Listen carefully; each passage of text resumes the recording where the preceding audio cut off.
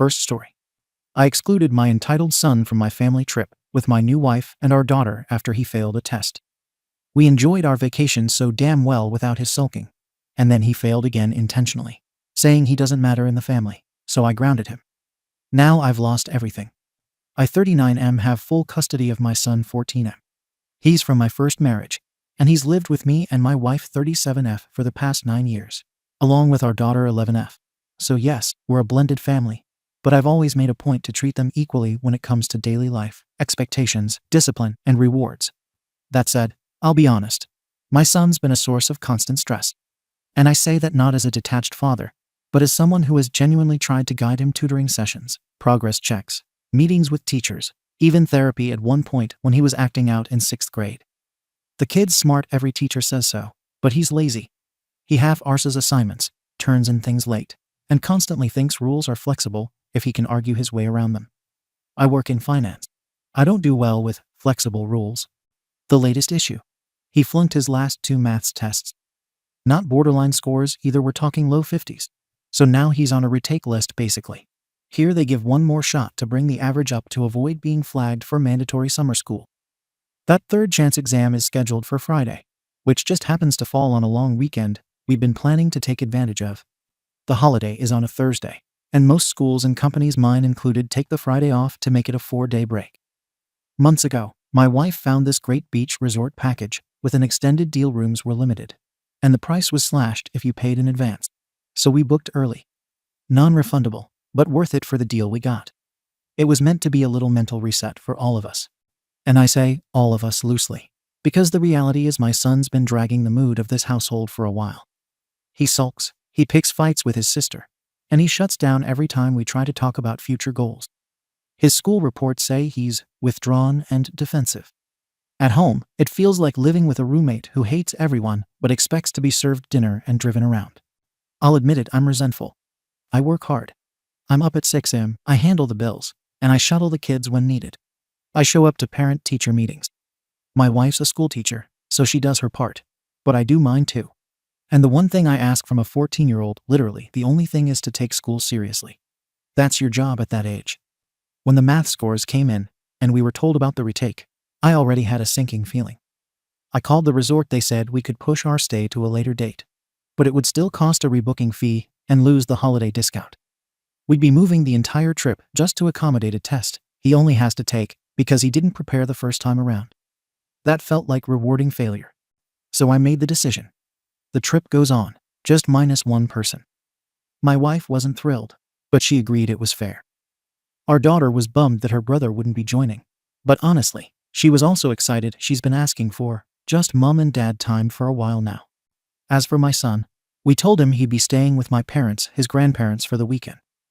They live 15 minutes away, they're retired, and they've always had a decent relationship with him. They can help make sure he gets to the test on Friday morning. I even told them I'd pay for food and expenses during that time. But when I sat my son down to tell him, he lost it, like a full-blown shouting match. "You're leaving me here like I'm being punished." I told him it was a consequence. Not a punishment, a direct result of his choices. I said, if you had done your work like you were supposed to, we wouldn't even be having this conversation. He accused me of favoring his sister, saying if it were her who had a test, I'd move mountains to accommodate it. That stopped me in my tracks for a second, not because it was true, but because of how confidently he said it, like it was a fact. But the reality is, she wouldn't be in this situation. She actually studies. She doesn't treat school like it's a joke. This wasn't some surprise test that blindsided him.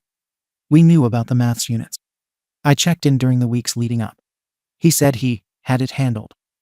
The failure is 100% on him. I didn't yell. I didn't ground him. I just said, "You'll stay with Grandma and Grandpa, take your test, and we'll see you Sunday evening." What followed were days of silent treatment, slammed doors, and snide remarks like, "Enjoy your perfect little family vacation." I've been biting my tongue, but every part of me wants to say, maybe if you acted like part of the family, you'd be coming. Now here's where I might be the RC hole, or at least, people are making me feel like I am. My parents were polite about it, but said they thought we should have waited and done the trip another weekend. One coworker flat out told me, "I can't imagine doing that to my kid, no matter what." But then again, They've never had to raise a kid who actively resents authority and dodges responsibility like it's a full-time job. And again, it's not like I'm tossing him to the streets. He's staying with loving grandparents, eating homemade food, sleeping in a comfortable bed, and getting a chance to redeem his grades. I'm not canceling a long-awaited trip that the rest of us deserve just to coddle someone who's been pushing every boundary this year. He's 14. Actions meet consequences. That's how the real world works. The night before we left, my son barely spoke to us. He stayed in his room, only came out for dinner, barely touched it, and muttered, "Whatever," when my wife reminded him of the test time. My wife tried one last time to soften things by telling him we'd bring him something back from the trip. He didn't answer. Personally, I didn't think he deserved a souvenir for failing twice and making the house tense for a week. But I kept quiet. Friday morning, I dropped him at my parents' house before we hit the road. My mom gave me the look that disappointed, quiet, judgmental stare and said, "He feels like he's being abandoned." I told her he's being held accountable. My dad stayed neutral, but asked if I was sure I couldn't push the trip. I said no. I wasn't dragging my wife and daughter into another week of waiting around for his mistake to play out. The drive to the resort was peaceful. No arguments over music. No sighing teenager in the backseat, acting like being seen with his family is torture. My daughter chatted about the water slides she'd seen on the resort website. My wife eventually relaxed too. At one point, she even said, "I know this sounds wrong, but this is calmer without him." That said a lot. At the resort, it honestly felt like a reset. We swam, ate good food, and walked on the beach at night. My daughter had both of us fully present, which she rarely gets because usually one of us is dealing with him checking if he's done his homework, asking why he's ignoring chores, breaking up sibling arguments. He usually starts by mocking her or calling her annoying. Saturday night, after my wife and daughter went to bed, I had a drink on the balcony and thought about him. Not in a guilty way, but in a frustrated one. I thought about how many times I'd defended him to teachers, how many he has potential conversations I'd sat through, and how many second chances I'd already given before this. I thought about how quickly he threw out accusations of favoritism instead of taking responsibility. It hit me that deep down, I'm angry because I feel like I'm constantly dragging him through life while he resists every pull. My parents texted updates. He took the test. No complaints. Ate dinner. Watched TV. Didn't seem upset after the initial day. That actually confirmed to me that I'd made the right call. If he had been devastated, maybe I'd question it. But clearly, he calmed down quickly once he realized it wasn't changing anything. We came back Sunday evening. The atmosphere shifted right when we picked him up. My daughter excitedly talked about the slides and Buffett. He sat quietly in the back, staring out the window, answering only in short replies when my wife asked about the test. At home, he went straight to his room. Later, he made a comment like, "Must have been nice not dragging dead weight along." I told him if he knows that, then he knows what needs to change. Monday morning, he barely looked at us before school. My wife said maybe we should talk it through with him more gently.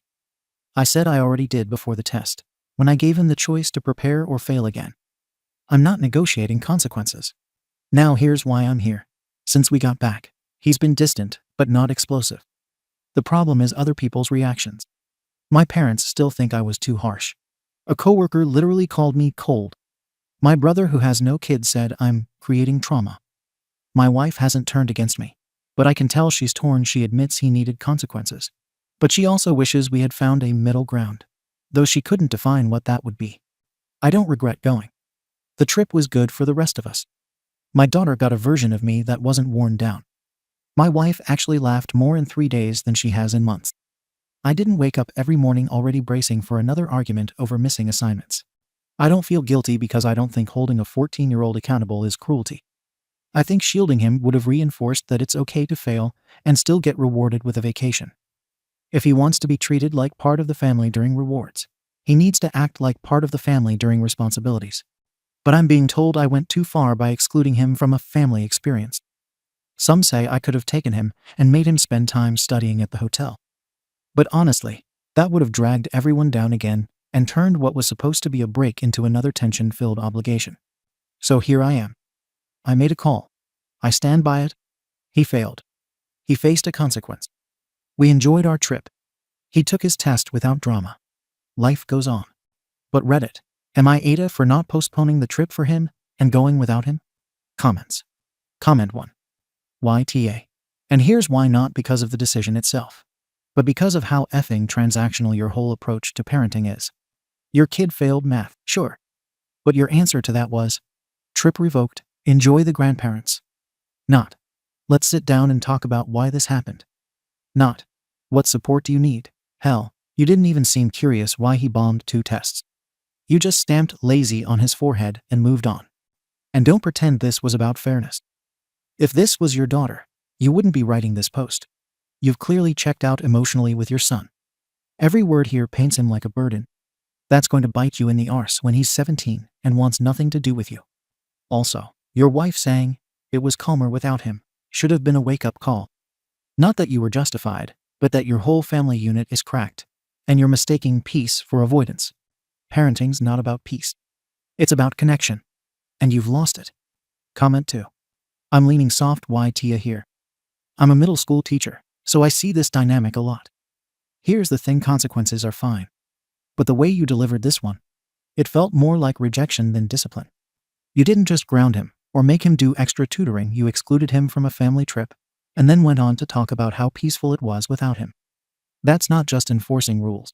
That's sending a loud message. Life is better without you. And I think you know he heard it that way.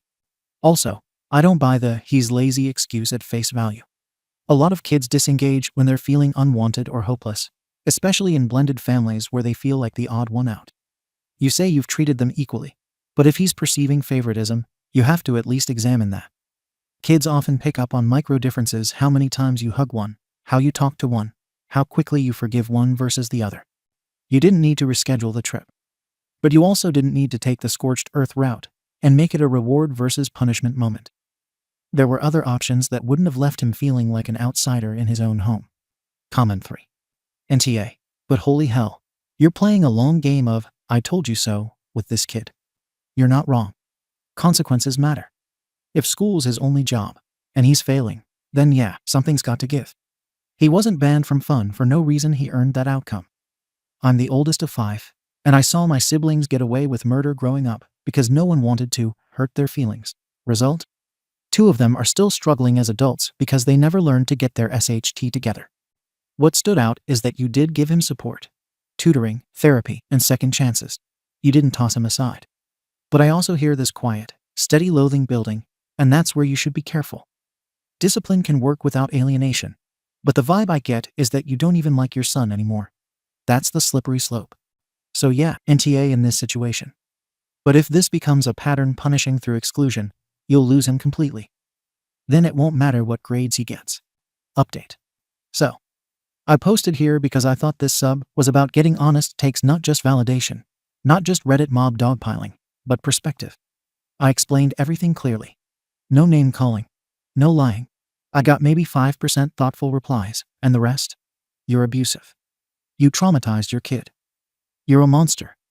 One person told me I was creating generational trauma. Another accused me of enjoying hurting my son. Absolute bullshit. I didn't come here to be coddled. But I also didn't expect people to ignore facts. I didn't beat the kid. I didn't throw him out. I left him with loving grandparents for 3 days, so the rest of the family could still enjoy a long-planned trip, a trip that only became complicated because he failed 2 maths tests. But apparently, saying that out loud makes me emotionally neglectful. Anyway, here's your update since everyone wanted consequences. A few days after the trip, we got results. He failed the retake. Badly. Teachers were stunned. They said he barely tried. One even said he left a full question section blank. I was pissed, obviously, but I didn't say anything. I figured he'd stew in his own disappointment. I was wrong. He went nuclear. Slammed doors. Didn't speak to anyone for days. Barely ate. I caught him in his room at 3 and once playing video games on a school night. After failing the retake that could have saved his grade. I took the console and told him he was grounded. He stared me dead in the eye and said, "Why should I care? I already failed. What else can you ruin?" A few days later, my parents called. My son had gone to them directly after school without telling us. Told them he didn't want to live with me anymore. Said I was cruel and unfair, and that I left him behind like trash. My mum called it a cry for help. I called it what it was: dramatic manipulation. They told me that they were considering letting him stay for a while. At first I said no. Then my dad made a comment that pushed me over the edge. You seem more interested in punishing him than parenting him. That was it. I told them to go ahead. Let's see how they like dealing with his behavior 24/7.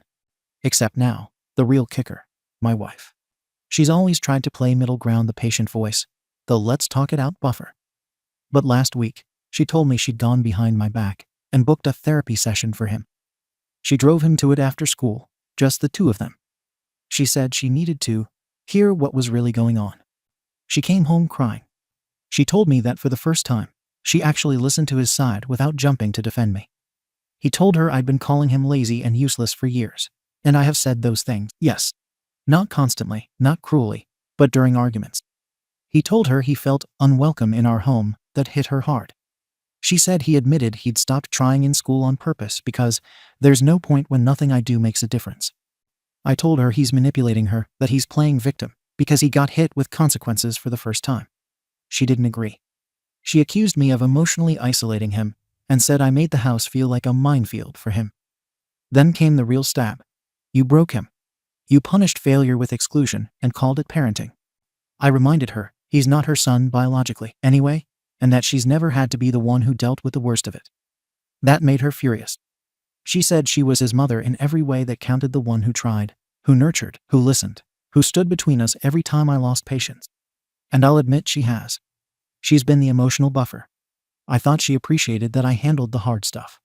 Now she says I hid behind logic to avoid facing the damage I've done.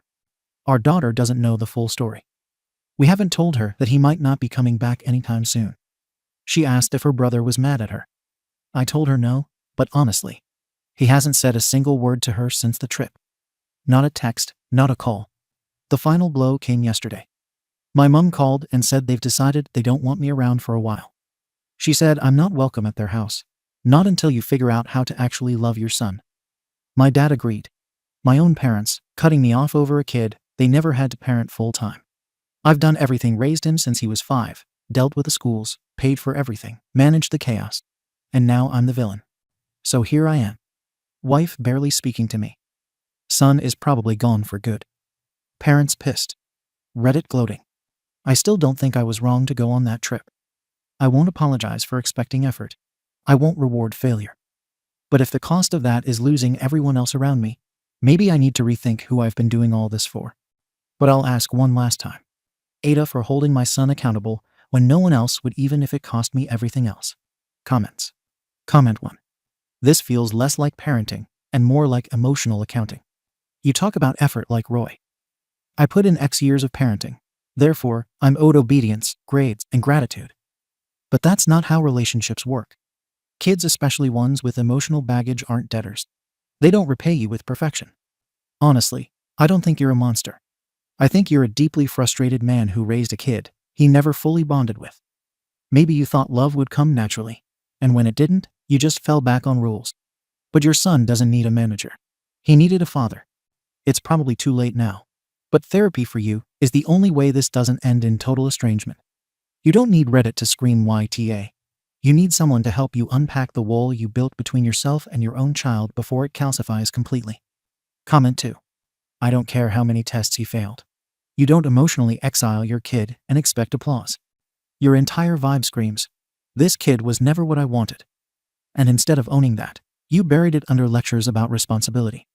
You keep saying the trip wasn't a punishment. Yeah, no, it was. It's not about a beach resort. It's about being left out. You excluded him from family, not just fun. And he noticed. So did your wife. So did your parents. I'll say the quiet part loud. You treated your son like a mistake you couldn't return. And now that he's finally walked away, you're shocked he doesn't want to come back. YTA. And unless you make serious changes, this is the relationship you're stuck with. No son, no support, and no one to blame but yourself. Update. Figured I'd update because apparently this story is still floating around online every now and then, and I still get random messages calling me abusive or a monster.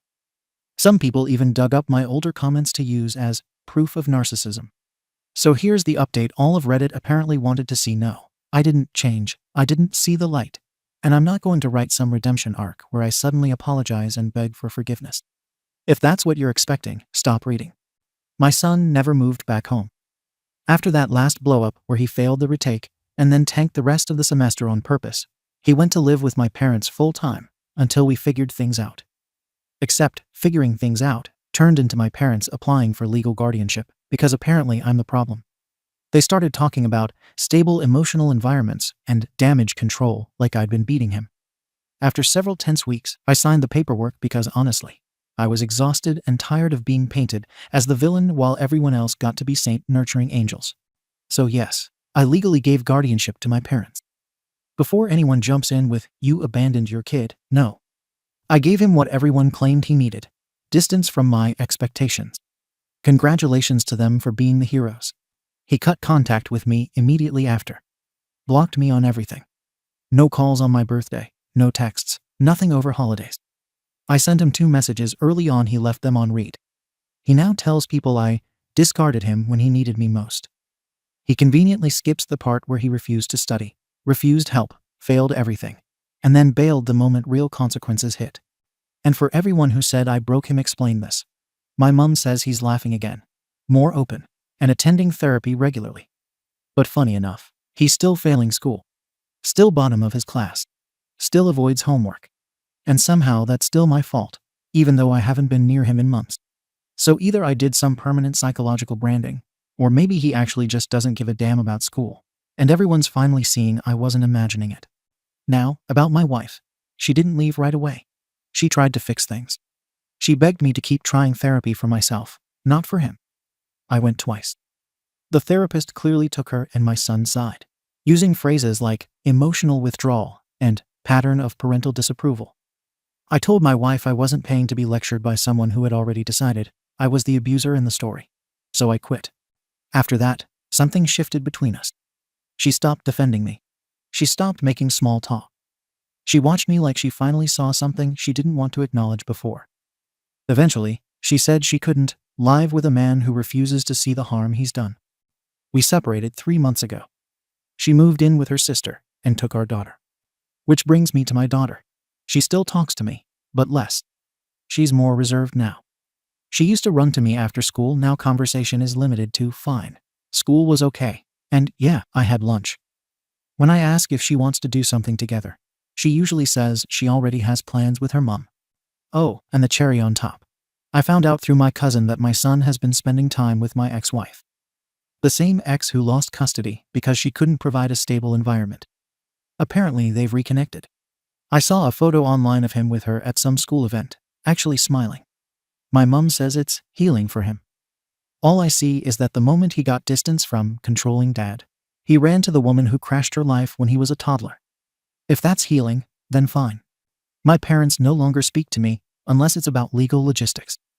My dad, who used to be practical like me, is now talking about repairing the soul of a broken child. My mom actually said, "You may not have hit him, but you hit his sense of belonging." That one pissed me off. I spent years giving him structure while everyone else was too soft to call him out. So what am I left with? Quiet nights, no arguing, no slammed doors. I sleep through the night without wondering what fight awaits in the morning. My apartment is calm, but it's quiet in a way that makes people online think they've won because now they can say, "See, he pushed everyone away." Reality is, I was pushed away too, not for abuse, but for not matching the fantasy of the endlessly forgiving father everyone wanted me to be. Do I regret going on that trip without him? No. That moment was the line that defined everything. Everyone showed their side. Everyone chose their narrative. And guess what? Even after all the chaos, I still believe this. Actions have consequences. People hate that when it applies to kids, because it's easier to blame strict parenting than admit some kids spiral no matter what. So yeah, I lost my son, then my marriage, and maybe eventually my daughter if my wife poisons her enough. But I didn't lie. I didn't sugarcoat anything. I didn't beat him or abandon him on the streets. I didn't rewrite history for sympathy. I've stayed honest, even when honesty cost me everything. If Reddit wants a villain, fine. I'll be your villain. But don't pretend I didn't tell the truth about how it all went down. So go ahead, judge the ending. But don't say I changed. Because I didn't. Second story. I fainted from overworking in front of my husband, and he just left me there and went to sleep. Then ordered me to cook for him, claimed I'm lazy and don't require any medical checkup. I told his mom, and she is sorry for her baby boy because he had to worry because of me. We've been married for a few years and have a baby. We had relationship issues after the baby, but I thought we had resolved them, and he promised he would be better and all that. He did get better. He did his share around the house, and house chores aren't a big issue because he just does what needs to be done without complaint or comment. But something at the back of my head felt off. I never really explored the nagging feeling, but now I realize that he never showed me any extra care. In fact, he gets upset or easily frustrated with me if I cause any extra inconvenience. Not sure how I didn't notice until now. So 2 days ago, I think I got sick. I was feeling that gross thick skin feeling and vertigo. Lightheaded. I don't know, and by night I was shivering and freezing. I was still able to function, so I didn't think much of it. I complained to my husband about it, and then we went to sleep. Yesterday, I woke up feeling like my bones were lead. I don't know how I functioned yesterday, but it felt like autopilot. My boss messaged me with some tasks, so I did them on my phone before my baby woke up. Rolled out of bed and somehow took my sister to school. Came back and worked some more. Usually I have energy to flip between being a mom and working. But yesterday I just lay on the floor to work while my 1-year-old watched some MS Rachel. Then I had to pick up my sister from school, come home to make dinner. And by the time my husband came home, I felt dead on my feet. Anytime I moved, it felt like I was lagging and my body couldn't keep up. I told my husband this a few times. We ate. I put away the leftovers and put the baby to sleep while my husband went to his office to do some quick work. After this, I don't really remember because my brain was foggy. I found myself in his office. We exchanged a few words, but I don't remember what. And the next thing I knew, I woke up alone in his office on the floor. I felt so heavy and out of it. It took so much effort to get up. But when I got out, all the lights were off. The kitchen was not touched, and he was in bed. I just stood in the kitchen and realized that he just doesn't care. I already knew he wasn't going to clean the kitchen tomorrow, and that he didn't care I felt off. I had a busy day planned, and I didn't have time to wash all the dishes the next day. So I loaded the dishwasher and then went to bed. I lay down, and 5 minutes later, my husband very angrily told me to turn off the lights in the kitchen. At this point, I had no energy to deal with him, so I ignored him and fell asleep. The next morning, today, I woke up covered in sweat, but that gross feeling was gone. That's when I realized that I was sick. My husband was upset with me. He wouldn't talk or look at me and was stomping around. I tried to ask him about yesterday, but he just grumbled something about me, confusing him. Everything from yesterday caught up, and I just can't see him the same. I realized that he has never taken care of me or done anything that was inconvenient for him. I've been sick before, and every time it's the same thing. He gets upset at me somehow. After I had a baby, he was upset that nothing was kept up around the house, yet got angry with me when I fainted from overexertion at 2 weeks postpartum. I remember him yelling at me that I did this to myself, and it's my fault for not taking care of myself, even though just 2 days before, he was telling me that he was angry with me for not keeping up with laundry, and that I needed to clean the kitchen because it was starting to smell, and he didn't want to cook anymore. Don't even get me started on how he never woke up at night. All these memories hit me, and I just am disgusted by him. How did I not see this? What do I even do? I'm going to stop here before the post gets too long. Edit. He just texted me saying he's beat and could barely brush his teeth this morning. I don't even know what to respond. I can't believe I took care of this man every time he got sick and after 2 surgeries. Comments. Comment 1. Wait. You passed out in front of him, and he just left you lying on the floor. I'm usually a work on things advice giver, but not here. Get a lawyer and figure out how to get out of there. OP. That's the part I'm a little confused about. I have no idea what happened. I've only fainted once before, so I wonder if I just lay on the floor. He wouldn't talk to me this morning, and I kind of don't care to find out because it doesn't really matter. He left me there anyway. Comment 2. Read your post, reread it again, and print a copy and hang it on the wall if you need to. This man does not care about you, and you know that. At least go stay with family or friends for a few days to get help with the baby while you recover and get your head together. Comment 3. Girl, you are in danger. You passed out and don't even remember what happened. You literally could have died there. Losing consciousness for a longer period of time is highly concerning. Again, you could have died. And your husband did not only refuse to call an ambulance, but he also actively ignored you in a dire condition. And that would be the best case. The worst case would be that he actively did something to cause this. You have no memory, after all. This is too dangerous to talk it out. Please, get your kid and some belongings and leave. Go to your parents, friends, or a women's shelter. Get checked out by a doctor. Ask them if your fainting could be due to trauma. And most important, don't tell him that you are leaving. Pregnant women and women who just gave birth are at the highest risk of getting killed by their partners. He already showed you that he wouldn't care if you died. No sane person leaves someone unconscious on the floor. Update. Hi, so I'm still alive. I had a surprising number of people message me a week or two ago. And it's very kind of you people to care. I'll go right into what happened. I went to the hospital that day, since a shocking percentage of people suspected he could have messed with something. But no. The doctor said nothing came up. But he did say I had high blood pressure and recommended me to a cardiologist. I still have a month left before the appointment. When my husband got home from work, he was acting like everything was normal. I wanted to see if he would inquire at all about my faint the night prior. But nothing. So after the baby was settled for the night, I asked him why I woke up alone in his office. He got instantly angry with me and seemed annoyed I even brought it up. He said that I was acting confusing, and what was he supposed to do? I should have told him what I wanted him to do. I told him about my visit to the hospital, and he said that going to the hospital is a little much. I told him the doctor said I am showing signs of heart issues, likely caused by stress. He blew up on me, yelling that I'm causing my own early grave, and that it's my fault for not taking care of myself. With that, he closed himself in the room, leaving me to clean up after dinner alone again. Except I decided that I wouldn't, so I went on the couch and watched a movie. He came out, suddenly friendly and flirty.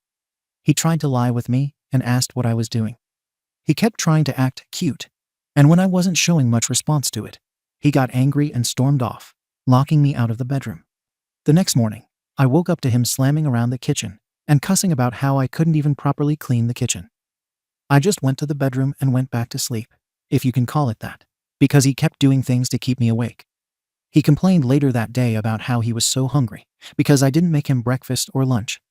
I gave myself a break day. I didn't work, didn't focus on the house. I was just a mum and spent time with our baby. I went to the park, to the library, and to my in-laws. I tried to talk to her about the heart thing, and she responded with, "Poor husband's name. He's probably going to stress about this." That's when I realized I couldn't do this anymore. I got pizza for dinner and got home right after my husband. He was not happy, and it was different this time. I tried to ignore his obvious tension. He cleaned the kitchen very loudly and was muttering under his breath. I washed up our daughter and put her to bed, trying not to feel anxious. When I came out, he started talking very aggressively about how I've been letting myself get lazy and he won't take my lack of effort. A relationship is a two-way street, he said. I started yelling back about how I cook, clean, manage his child, and work at the same time. So how is it that I'm the one that's lazy when he keeps expecting me to do more things too? Things escalated, and he started throwing dishes at me. When he ran out of things to throw, he chalked me. Then he left the house, and I called the police. My baby was woken up. The neighbors were there because they heard yelling and glass breaking. It was chaos. When he came back, he tried to say I did everything. Even the bruises around my neck were self-inflicted, apparently. I'm still trying to process everything. It all happened so fast. Sometimes I wonder what would have happened if I had just sucked it up and didn't rebel. Would our relationship be fine? I have my first therapy session scheduled for next Tuesday, so I guess I'll talk all about it then. My husband is at his mom's now. I'm at my grandmother's for now and have almost all my stuff out of our apartment. We have a temporary restraining order. The official hearing is tomorrow morning. I'm scared if I'm honest. I haven't seen him since that night. My daughter keeps asking me where Dad is, and I don't know what to tell her. There's my update. I feel so numb to it all. I can probably type much more that happened, but it already feels so long. Plus, I don't want to cry again. Edit. I reread this all, and I sound like a big whiny baby. Oh my goodness. I'm sorry. I promise I don't sound like this in person. I also wanted to add a thought. I don't know if I would have called the police and all if I hadn't posted before. I honestly don't know. This is the scariest thing he's done to me, but he's done plenty of other things before. When I originally posted, it was more of a vent post. All your caring, kind thoughts moved me. It gave me the little push I needed. I only have my little sister and my grandmother. I can't tell my grandmother any of these details because she's too frail and sensitive. My dad was an alcoholic and died while driving under the influence. My mum left us after that for a guy in Russia. I don't know how she's doing, but she used to treat us very poorly, so I don't really care. The point is, thank you all. The responses here are too kind, and I don't even know what to say. Comments. Comment 1. Okay? But did you go to the ER after being chalk? If not, you need to go ASAP, because chalking can cause serious internal injuries and complications that can kill you days after the fact. Please get checked out right away and thoroughly document every injury. And please press charges against this man. He wanted to unalive you. And he very well could have if he hadn't chickened out and run away at the last minute. Also, documenting the physical violence and pressing charges will help you get and keep sole custody of your daughter. This man cannot be trusted with your child after his unhinged display of brute violence. The odds of him harming her to get back at you are too great. OP. Yes, I definitely did. That was enough proof for the temporary restraining order in my state, thankfully. One of the nurses was tearing up when she was taking my vitals and helped calm me and my baby down. She gave me some good advice on how to proceed, and I appreciate it every day. I've been talking to a lawyer my grandma knows, and I have some past proof of other incidents that should help me with my case too. Comment 2. Why didn't the police arrest him when they saw the bruises on your neck and the broken dishes? I think the police should have arrested him on DV charges. OP. He did. But his mom got him out somehow 2 days later. I'm honestly surprised they even arrested him, because they were being very rude to me aside from a woman officer. Thank you for watching the video. If you are interested in listening to these kinds of stories, we've got more in store for you. Simply subscribe to our channel, hit the like button, and share it with your friends.